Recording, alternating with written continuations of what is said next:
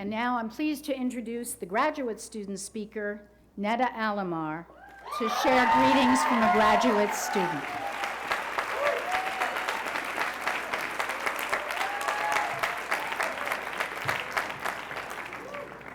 Good morning, everyone.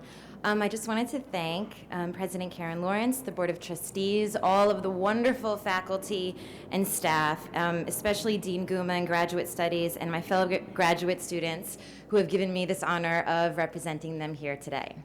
I'm a nonfiction student, and so really the only thing I can offer you is a story about myself. I don't know if that's good or bad. I mean, we'll see. So last week, an undergraduate asked me, so Nedda, how does it feel like what does it feel like to graduate again? And I didn't get it at first. And I don't know if it was the fact that during this questioning, I was working an event on campus in the school gym, number one, and that to my right, there was this thing that looked like a moonwalk. I don't know what it is, but it was like this inflatable thing that people were kind of standing on and fighting with, I don't know. And to my left were these plastic square thermoses of virgin sangria, and all around me was pizza. But he was right. I had done this whole graduating, transitioning thing before. Surely I have something profound to say. And so I began thinking about how I've moved on, and wondering if I ever did. After all, I was in a school gym with a moonwalk. My first place after graduating college was a tiny room in an apartment in the Bronx that I rented from a guy who owned a bar. And each night that we happened to eat dinner in the same space, I would see him remove his front tooth and set it on top of the TV.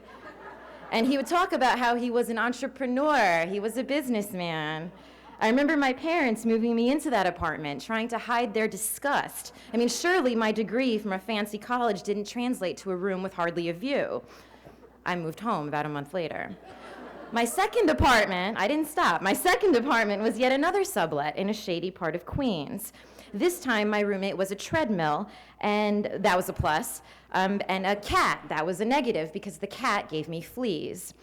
I moved home. My third apartment was a studio in Manhattan where I learned the art of washing dishes from my bed while brushing my teeth. I thought I hit the jackpot, though.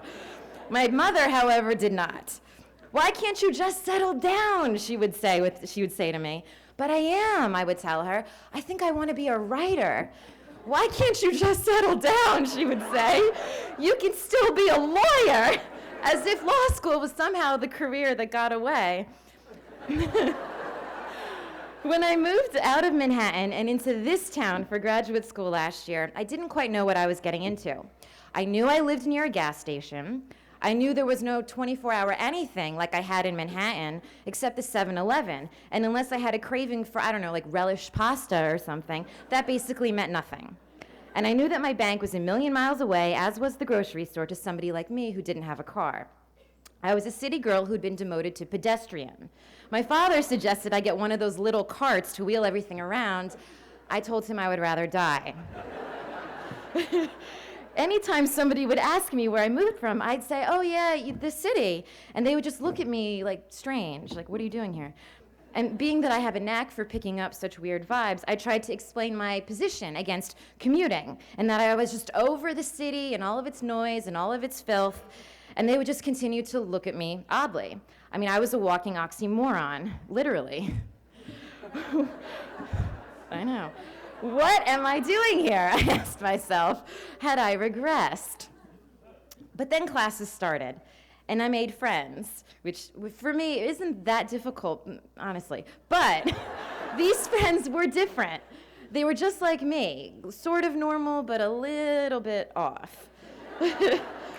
They were willing to talk about work over relish pasta from the 7-Eleven. I mean, you know those friends who understand you in ways that other friends and family, sorry, no offense, but I mean, it's true, probably don't. And then you meet professors who treat you like equals. And they say all the right things when you need to hear them the most. Like, just keep going, keep creating, just get up each day and work. No world I had ever been in before was like this. And so when I'm in my apartment in suburbia and I hear the cars pull away from the gas station, or I'm walking home from the Metro North train and there is no one on the street, I actually don't mind, not as much as I probably should. Moving on may not look like what it's supposed to look like, but that doesn't mean it isn't happening. I mean, isn't that what we learn at this school? That nothing is supposed to look really like anything?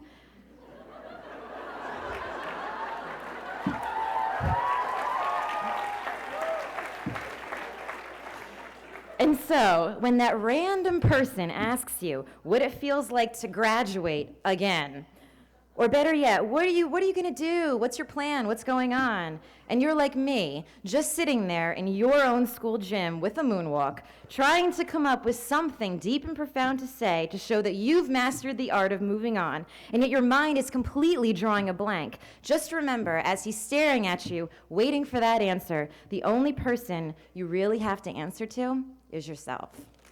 Thank you.